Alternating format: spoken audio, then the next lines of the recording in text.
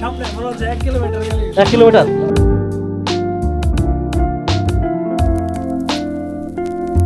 Hello বন্ধুরা, welcome back to our channel রুটিনের বাইরে। টিম রুটিনের বাইরে আজ এসেছে উপমহাদেশের প্রখ্যাত চলচ্চিত্র পরিচালক সত্যজিৎ রায়ের বাড়িতে। আজ আমরা দাঁড়িয়ে আছি আমাদের দেশের গর্ব, উপমহাদেশের গর্ব, একমাত্র অস্কার বিজয়ী পরিচালক সত্যজিৎ রায়ের বাড়িতে। আমরা আজকে আপনাদের ড্রোন ভিউ দেখাবো এই বাড়িটা দেখতে কেমন, তো আমাদের সাথেই থাকুন। সত্যজিৎ রায়ের বাড়িতে যাওয়ার জন্য আমরা রওনা দিয়েছি নিকলি থেকে। আমরা এখন নিকলি হাওর পার হচ্ছি। চলে এসেছি মানিকখালী বাজারে। সাথে রয়েছে শান্ত, বরুণদা, হৃদয় মামা, আজিজ ভাই, করিম ভাই এবং ইউসুফ ভাই। দিদার ভাই আমাদের সাথে না থাকায় তাকে মিস করছি। সে কিশোরগঞ্জ থেকে সরাসরি জয়েন করবে। আমরা চলে এসেছি কটিয়াদি বাজারে।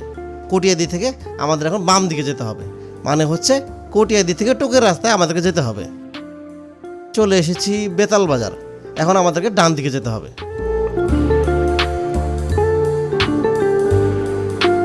রাস্তাটা বেশ সরু, ভাঙাচোরা, ধুলাবালিতে পরিপূর্ণ। খুব সাবধানে মোটরসাইকেল চালাতে হচ্ছে। কাছাকাছি আসার পর আমরা স্থানীয় মানুষের হেল্প নেই, কোন দিকে আমাদেরকে যেতে হবে। সামনে সামনে মনে হচ্ছে 1 কিলোমিটার গেলে 1 কিলোমিটার। 1 কিলোমিটার। সত্যজিৎ রায়ের বাড়িটা সামনে না? সত্যজিৎ রায়ের বাড়ি কাছাকাছি চলে এসেছি।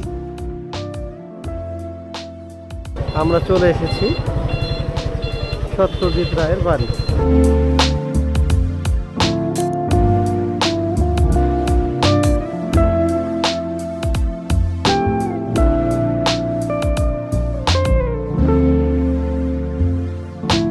বন্ধুরা, আমি এখন দাঁড়িয়ে আছি উপমহাদেশের বিখ্যাত চলচ্চিত্র পরিচালক সত্যজিৎ রায়ের বাড়িতে। আপনারা জানলে অবাক হবেন, সত্যজিৎ রায়ের পৈতৃক ভিটা ছিল আমাদের এই বাংলাদেশের কিশোরগঞ্জ জেলায়। শুধু আমরা না, আমাদের সাথে এখানে আরও অনেকেই আসছেন আমাদের গ্রুপের। আমরা সবাই মিলে এখানে আসছি। তো চলুন আমরা এখন ঘুরে ঘুরে দেখি তার পৈতৃক বাড়িটা। বাড়িটির ভিতরে প্রবেশ করছি। এটি সত্যজিৎ রায়ের বাড়ি। বাংলা চলচ্চিত্রের উজ্জ্বল নক্ষত্র সত্যজিৎ রায় জন্মগ্রহণ করেন 2 মে 1921 সালে কলকাতায়। বাংলা চলচ্চিত্রে তিনি ছিলেন পথ প্রদর্শক। তার বিখ্যাত কিছু ছবি রয়েছে, তার মধ্যে সবচেয়ে বিখ্যাত হচ্ছে পথের বেচালি। হ্যাঁ গো, ওরা মাইনে ঠিক মতো দেবে তো? তা দেবে না কেন, ট্রাই করে লোক ভালো। এই ছবিটি মুক্তি পায় 1955 সালে। তার আরও কিছু বিখ্যাত সিনেমা হচ্ছে অপরাজিতা, অপুর সংসার, অরণ্যের দিনরাত্রি, কাপুরুষ। বাংলা চলচ্চিত্রে তার অবদানের জন্য 1992 সালে সম্মানসূচক অস্কার পুরস্কারে ভূষিত করা হয়। এবার চলুন এই বাড়িটির নির্মাণের ইতিহাস জেনে নেই। ছবিতে যাদেরকে দেখতে পাচ্ছেন আমরা কেউ ইতিহাসের অংশ নই। 19 শতকের মাঝামাঝি এই বাড়িটি নির্মাণ করেন লোকনাথ রায়। পরবর্তীতে তিনি ময়মনসিংহ অঞ্চলের জমিদারের কাছ থেকে রায় চৌধুরী উপাধি পান। পরবর্তীতে এই বাড়িটিতে অবস্থান করেন কালীনাথ রায়চৌধুরী। কালীনাথ রায়চৌধুরী ছিলেন উপেন্দ্র কিশোরের বাবা।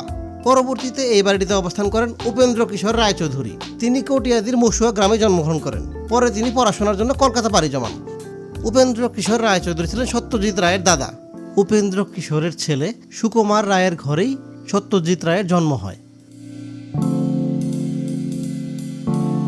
অতএব বলা যায় সত্যজিৎ রায়ের পূর্বপুরুষদের পারিবারিক শিকড় এখানেই, যদিও সত্যজিৎ রায় কখনো এ বাড়িতে আসেননি।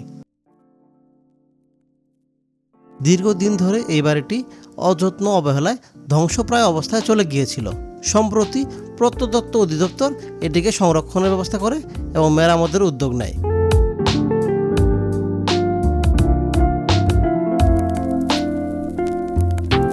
এই বাড়িটির চারদিকে আমরা ভালোভাবে দেখলাম, দেখে অনেক ছবি উঠালাম, গ্রুপ ছবি, বিভিন্ন স্টাইলের ছবি। স্থানীয় শিশুরা ড্রোন দেখে দারুণ উচ্ছ্বসিত, তাদেরকেও কিছু ছবি উঠিয়ে দিলাম। ছবি উঠাতে উঠাতে আমাদের ইফতারের সময় হয়ে আসলো। তখন আমরা মাঠের মাঝখানে বসে ইফতারির প্রস্তুতি নিলাম। প্রস্তুতি শেষ, এবার ইফতার করার পালা। আমরা ইফতার করছি পিছনে, সত্যজিৎ রায়ের বাড়ির পিছনে রেখে। আমাদের সাথে আমাদের ফুল টিম মেম্বার রয়েছে। দিদার ভাইকে ধন্যবাদ না দিলেই নয়, আজকের ইফতার পার্টির পিছনে তার অবদান সবচেয়ে বেশি। ইফতার করা শেষে সত্যজিৎ রায়ের বাড়িকে বিদায় জানিয়ে আমরা আমাদের পথ ধরলাম। আবারও দেখা হবে কোনো ভিডিওতে। সবাই ভালো থাকুন। আল্লাহ হাফেজ।